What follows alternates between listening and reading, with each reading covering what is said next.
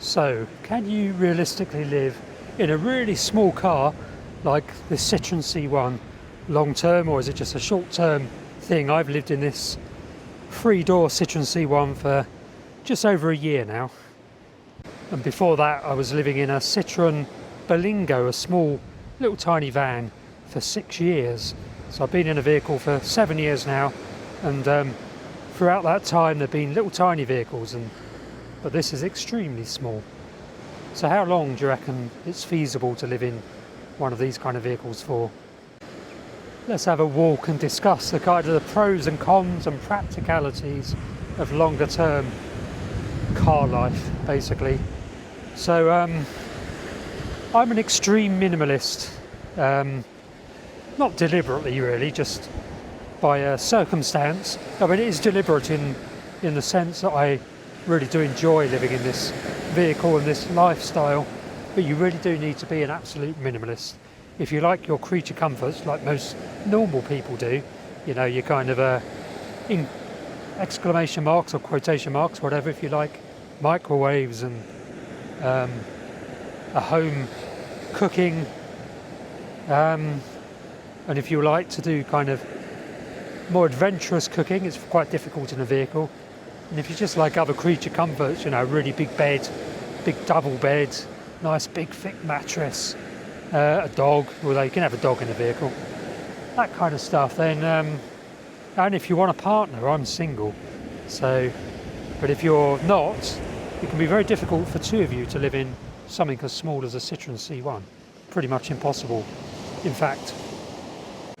So I'm a single middle-aged guy, and luckily I don't mind living the kind of single lifestyle at the moment. It doesn't mean to say I always want to be single, because I don't. But at the moment it suits me down to the ground. What I will say is that, you know, if I do find a partner, then I could easily get a bigger van and live in a slightly more luxurious abode. So I'm not actually tied to the car as such. I just really love it at the moment. You have to have a particular mentality and personality, which is you don't mind not having loads of stuff, you don't mind not having loads of space, you like being outdoors because, as I've said on a previous video, you kind of live from the car rather than in it. So you sleep in it, and I cook in it in the evenings, but during the day I'm outside, so you really have to enjoy the outdoors. But what I also do, I write lots of books and I write in cafes. So, you know, I do some writing in the car using voice to text, but technology on my phone, but generally I like to sit down at a table with my laptop, my MacBook Air, and type away on a keyboard. That's perfectly feasible, but just not really within a car. So I very rarely actually do physical typing in my car. So if you've got a job that involves a lot of sitting down at a computer, then having a very small car isn't really practical, unless you can feasibly go to cafes and pubs, use their Wi-Fi and work, which is exactly what I do during the day. What I generally do is get up about 7:30 in the morning and go for a walk. First thing, the first cafe that I go to opens at 9, so I'll have a walk an hour and a half or so, and I'll often shoot a video during that walk which goes onto my YouTube channel, and then I'll head to a cafe and get out the laptop and start working online. If you're fine with that kind of lifestyle, and I do that every day, you know, even at weekends, that's what I do. I don't sleep in at the weekends, or on Sundays I don't stay in bed until 11, 12 in the morning. That's my idea of, well, I don't enjoy that at all. I like to be up and out, generally by 7:30, usually a bit earlier than that every morning, and I've always been like that. And if, you know, that predisposes me to functioning quite well in a very tiny car, because I don't want, you know, it's not my kind of a way of being to be inside all day or for extended periods of the morning. I like to get out and about, so that's perfect for me. If you like to go and sit in the garden, with a nice cup of coffee for an hour or whatever on a Sunday morning. You can't really do that if you're in a car, but you can walk to the local park and sit there with a book and a cup of coffee, a takeaway coffee. So you can kind of do analogous activities at the weekends. So I've already mentioned the cooking side of things. So my cooking is not very sophisticated. Again, that's fine by me. Let me just turn the old filter up on this. Bear with me. Sorry, turn the filter down. So it's a little bit brighter. The sun was quite bright, but it's kind of going in now.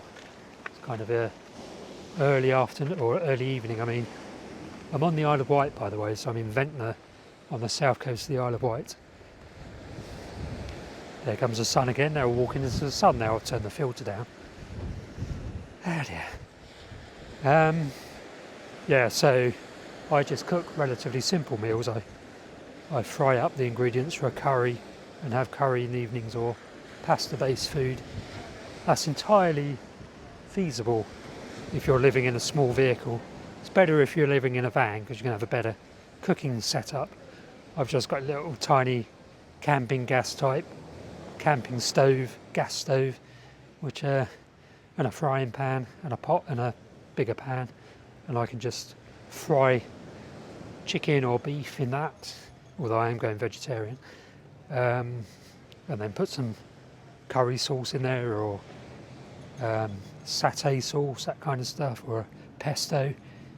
You know, perfectly civil ways of eating nice meals that I can do just in a tiny little Citroen C1.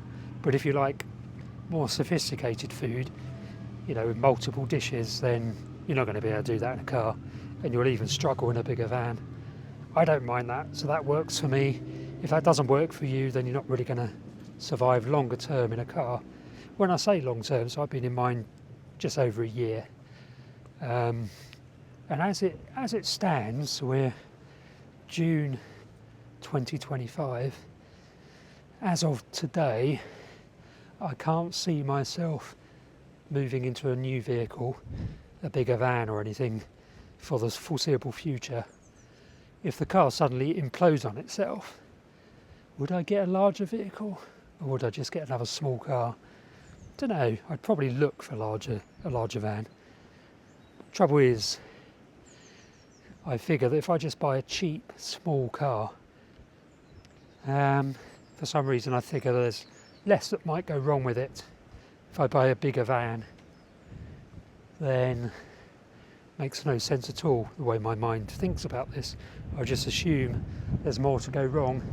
Bigger engine, bigger vehicle, more expensive. I'm sure all of that's probably true. I've never had a big van. I've had a Berlingo, which is a small van. Yeah, so maybe I would eventually buy a bigger vehicle. But then again, maybe not. I mean, one of the advantages of the little car I've got is it costs, relative to a van, it costs next to nothing to get on and off the Isle of Wight on the car ferry. Well, a single trip costs about £70–80. It would cost a lot more than that if it was a van, a bigger van, that is. My little car's classed as a small car. The smallest vehicle you can fit on the ferry, so that's the lowest cost.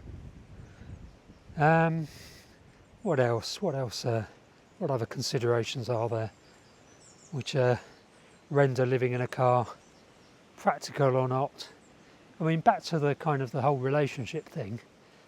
I kind of guess that I would most likely to come across a partner who is an outdoorsy kind of girl, in which case she might be quite into the whole van life thing. So, you know, maybe I'll meet somebody who already lives in a van. I mean, Cornwall a lot, and there's a lot of surfing going on down there, which is a lot of those surfers own vans, and there's obviously lots of females go surfing. There's lots of marine biologists down there as well, so you never know. I might actually meet somebody who has their own van, and then we could have a double act, me in a little car, her in a bigger van, and maybe that'll work out. I'm pretty much adamant, no, not adamant, but I'm pretty sure I wouldn't move into a house as a result of finding love. But I don't know, you know, you never do know, do you? Never know what's just around the corner. My current kind of plans are to live in a small vehicle during the English summer in England or somewhere else in temperate Europe, and then from kind of mid-December to February, mid-February, live in the tropics. So I escape the prolonged winter weather. I get a bit of winter in December, November, December, and a little bit more late February every year. But apart from that, I'm in warm conditions. So it kind of suits me having a little tiny car for the summer months on the Isle of Wight that I can then take off the island and go down to Cornwall and Devon and Dorset. Having a bigger van, do I really need that, given I'm going to spend a lot of time off of or outside of Europe, basically in Southeast Asia or the Andes in Latin America, South America? Don't know. Getting out of breath now, walking up a steep. This is Bath Road in Ventnor on the Isle of Wight, like I said. It's quite steep. What else is there? So I did have a massive library, so if you love your books, then living in a tiny car can be tricky. I don't have anything in storage apart from about 20 books in the attic of a friend.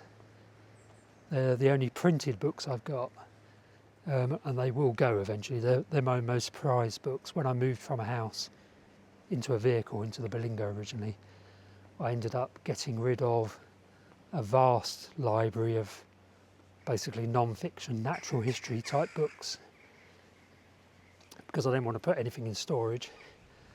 At the time it was very, very painful doing that, because they're the only stuff I accumulated during 3 decades living in a house. When I say living in a house, I was always in shared rooms, in shared houses, or sorry, not shared rooms, in a room in shared houses, where I'd have a few of my books, and then all the rest of my books were in my parents' house. When my dad died, my mother was forced to sell the house, and at that time I was forced to get rid of all the books. Didn't want to put them in storage, had nowhere else to put them, so I donated them all to students at University of Exeter, Penryn campus down in Cornwall. They were all ecology books and nature books, and those students study ecology and nature. So I thought, well, you can have all these books then. So it was thousands of pounds worth of books. I don't regret doing that. I wouldn't have wanted to sell them. Just give them away. Help out some students at the beginning of their careers. Apart from that, I've never, despite 3 decades living the conventional lifestyle in a conventional house, I didn't really accumulate anything, any stuff. So that positioned me well to embrace minimalism.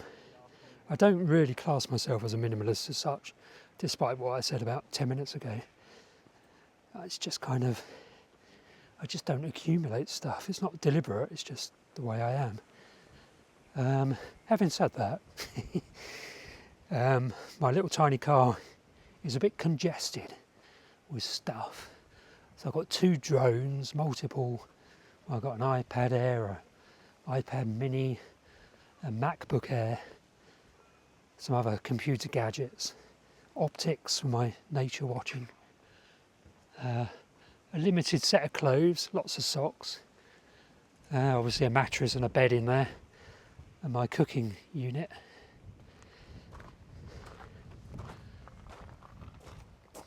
Apart from that, there's very little that I've ever really had or felt I needed. Do I miss anything from my time living in a house or living in various shared houses? Not really. Even the social side of things I don't miss, because I like relaxing in the evenings in my vehicle, in my car. I stick the iPad Air on the steering wheel via some brackets, and I've got Amazon Prime Video, so I'm either watching YouTube, a lot of YouTube, or I'm watching movies on Amazon Prime Video. Just going to turn you around. There we go, so now you know who's talking. Thought you might want to see a bit of me, probably not. So I was never tempted to buy a house. It just was never part of my plans, to be honest. Probably because when I was younger, I always had this kind of ambition to work in my sector, which is nature conservation. And I just wanted to see the country, see all, all these different kind of natural environments we got in the UK. And then slowly I spread into Europe. So I did some projects in the Balkans, which involved going to the Balkans quite a lot. And then beyond that, I went to tropical Southeast Asia, did some work there, lived out in Borneo a couple of times, a couple of dry seasons. So you can see why actually having a physical house somewhere fixed, a fixed abode in the UK, never really made any sense to me, to be honest.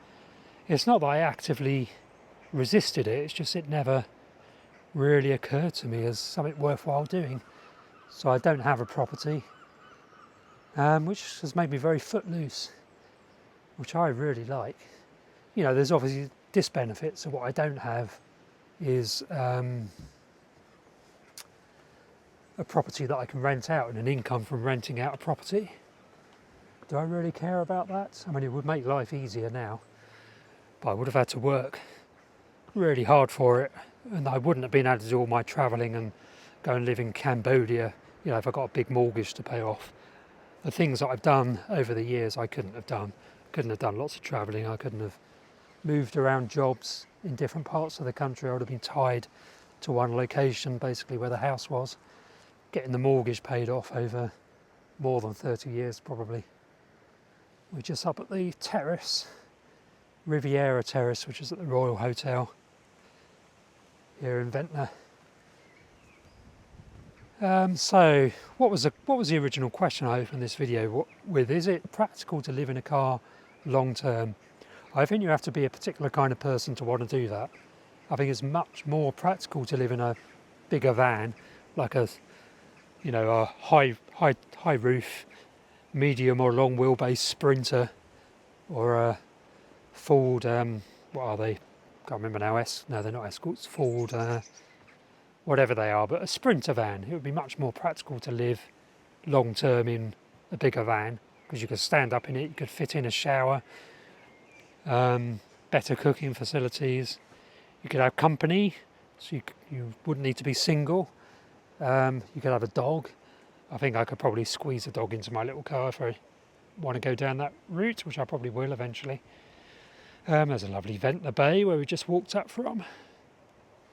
Let's swing you around again. Actually, let's have a look. There's Ventnor Downs behind me now. Can you see that? I think you can. The hillock behind me. Let's turn you around now. You've had enough of looking at me. Yeah, so is it practical to live in a car?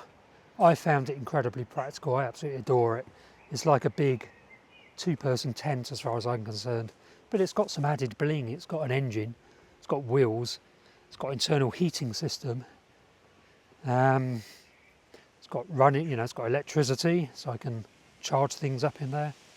So it's basically like living in a metal tent with a load of bling attached. I could go even smaller. I'm kind of that kind of person where I could live in, there's a few people that live off motorbikes, live in tents basically, but their main way of getting around is their motorbikes. And they have kind of big tents or smaller bivouac type setups.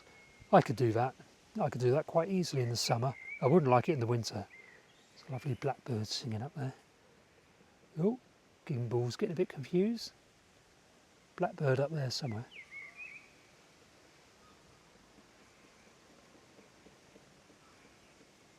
Yeah, so I've got near enough. From my very weird niche perspective, I have a really nice lifestyle. Somebody asked in the comment section if it's, well, they said it's not legal to live in your vehicle. Well, I mean, motorhomes are not illegal. There are plenty of people with camper vans. Just because you know, how you could say it's illegal to live in a small car, but legal to sleep and live in a bigger camper van. Nobody's outlawed motorhomes, have they? Or outlawed vans, converted to basically campers. I can't imagine that ever being outlawed. There is there's some kerfuffle in the UK, hardening attitudes towards van lifers just because of the proliferation. It's become a very popular lifestyle, and not everyone appreciates that, which I can appreciate.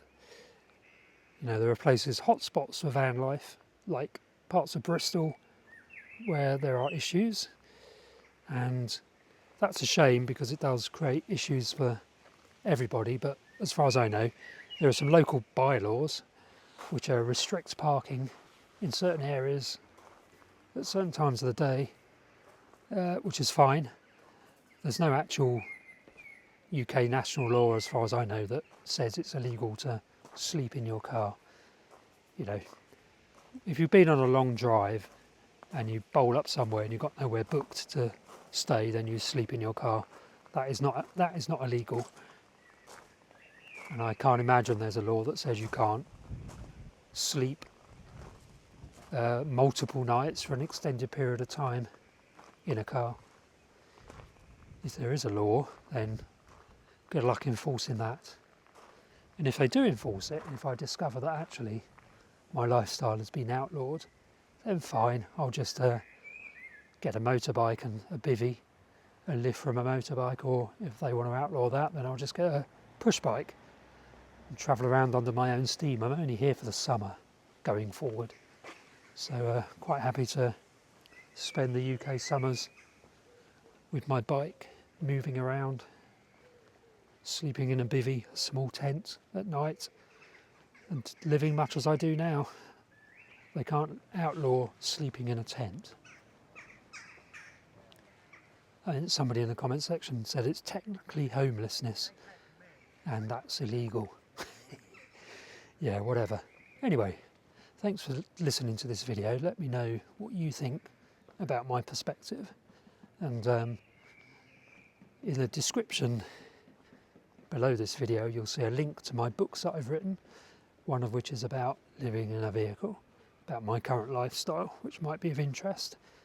All available on Amazon. All of my books are available on Amazon. There are links to the Amazon page. Got 9 books out now, I think. And that's one of the ways I'm making living in a vehicle practical, is by setting up my own little side hustles, one being writing and publishing books, to basically yield enough money to make the lifestyle viable. I do currently work full-time as an employee of an organisation, and I'm saving money, which eventually may go towards buying a more up-to-date vehicle. Probably won't be a van though, but you never know. So I do work full-time, but the plan is that my little side hustles, my YouTube channel, my book writing, online courses, that kind of stuff will yield enough money to fully fund my car living lifestyle. What more is there to say really in this video? Thank you for watching, and thanks people for subscribing. If you've not already subscribed to the channel, please do so. That's really nice, and watch my other videos as well, so I can get the watch hours up. And leave comments. I try and answer comments as quickly as I can. I reply to them all. If there's any eggy, disrespectful, angry kind of comments, then I delete them. I want to keep my channel very positive.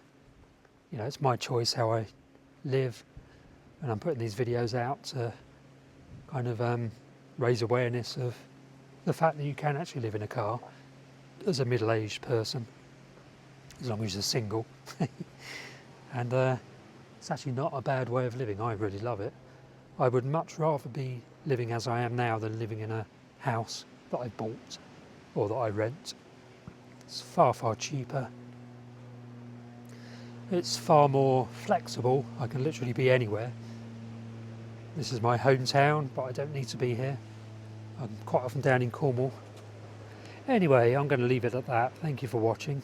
Give you a nice evening view, early evening view of Ventnor Bay.